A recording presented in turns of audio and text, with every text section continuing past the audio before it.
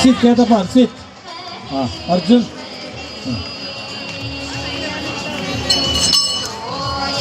ಈಗ ನಡೀತಾ ಇರೋಂಥ ಕುಸ್ತಿ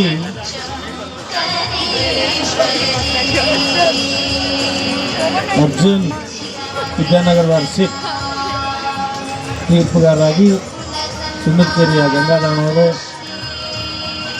ಮತ್ತು ರಮೇಶ್ ಅಣ್ಣವರು ತೀರ್ಪುಗಾರರಾಗಿ ಸಹಕರಿಸ್ತಾ ಇದ್ದಾರೆ.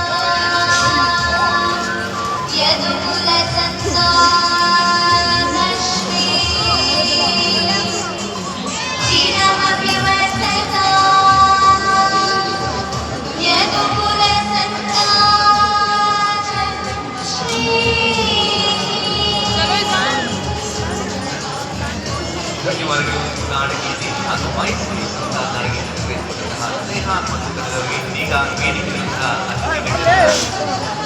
ಜ್ಯೋತಿ ವೃತ್ತಿ ಕಾರ್ಯಕ್ರಮ ಸಾಗಿಸಬೇಕಾಗಿ ನಾನು ಪ್ರೀತಿಯಿಂದ ಮನೆ ಮಾಡ್ತಾ ಇದ್ದೀನಿ.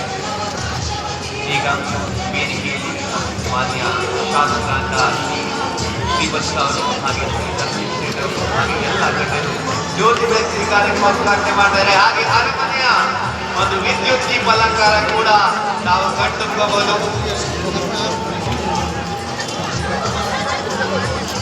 ನಾವೆಲ್ಲರೂ ಕೂಡ ಒಂದು ಚಪ್ಪಾಳೆ ಮುಖೇನ ಸಾಕ್ಷಿಯಾಗುವ ಈ ಸುಂದರ ಕ್ಷಣಗಳಿಗೆ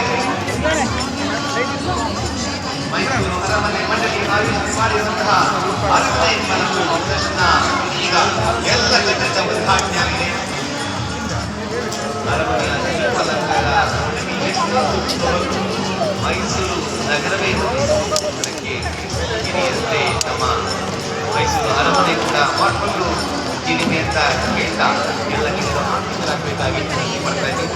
ಬಂಧುಗಳು, ಇದೀಗ ನಮ್ಮೆಲ್ಲರೂ ಕೂಡ ಆತ್ಮೀಯ ಸ್ವಾಗತವನ್ನು ಸದೃಢವಾಗಿ ಜನಾಕರ್ಷಣೆಯ ಮೈಸೂರು ಅರಮನೆ ಮಂಡಳಿ ಪ್ರತಿ ವರ್ಷ ಅರಮನೆ ಆವರಣದಲ್ಲಿ ಫಲಪುಷ್ಪ ಪ್ರದರ್ಶನವನ್ನು ಆಯೋಜಿಸ್ತಾ ಬರ್ತಾ ಇದೆ. ಅದರ ಅಂಗವಾಗಿ ಸಾಂಸ್ಕೃತಿಕ ಪ್ರದರ್ಶನ ಮತ್ತು ಉದ್ಘಾಟನೆ ಬಗ್ಗೆ ನಾವೆಲ್ಲ ಇಲ್ಲಿ ಸೇರಿದ್ದೇವೆ.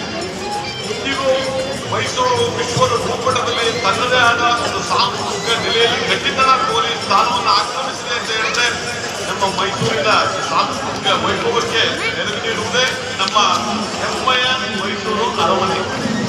ವಿಖ್ಯಾತ ಮಹಾರಾಷ್ಟ್ರಗಳ ಆಳ್ವಿಕೆ ಕಂಡ ಪುಣ್ಯ ಸ್ಥಳವಿದು. ಅರಮನೆ ಅಂತ ಹೇಳಿದ್ರೆ ಸಾಮಾನ್ಯವಾಗಿ ಸಂಗೀತಗಾರರಿಗೆ, ಸಾಹಿತ್ಯಗಳಿಗೆ, ಕಲಾವಿದರಿಗೆ ಎಲ್ಲೂ ಬಹಳ ನಾವು ಪ್ರೋತ್ಸಾಹ ನೀಡುತ್ತಲೇ ಬಂದಿದೆ.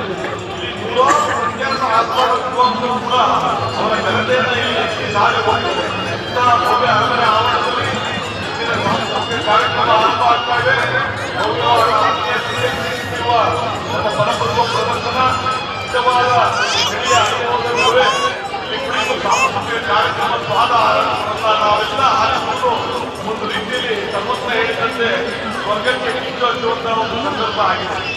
ಈ ಚಳಿಗಾಲದಲ್ಲಿ ನಮ್ಮ ಫಲಪುಷ್ಪ ಪ್ರದರ್ಶನವನ್ನು ವೀಕ್ಷಿಸಿ ಸಾಂಸ್ಕೃತಿಕ ಕಾರ್ಯಕ್ರಮದ ವೀಕ್ಷಣೆಗೆ ಮನಸ್ಸಿಗೆ ಆಹ್ಲಾದ ನಾವೆಲ್ಲ ತಿಳ್ಕೋಬೇಕಾಗಿದೆ. ನಮ್ಮ ಕರೆಗೆ ಹೋಗ್ಬಿಟ್ಟು ಇಷ್ಟು ಸಂಖ್ಯೆಯಲ್ಲಿ ಆಗಿರುವುದು ಎಲ್ಲರಿಗೂ ಅಭಿಮಾನದ ಸ್ವಾಗತ ಕುಸ್ತಿ ಸಮವಾಗಿದೆ. ಸನ್ಮಾನ್ಯ ಮಾಧ್ಯಮದವರು ನಮ್ಮೆಲ್ಲ ಚಟುವಟಿಕೆ ಅವರಿಗೆ ಅರಮನೆ ಮಂಡಳಿಯ ವತಿಯಿಂದ ಹಾಗೂ ಎಲ್ಲರ ಪರವಾಗಿ ಧನ್ಯವಾದಗಳನ್ನು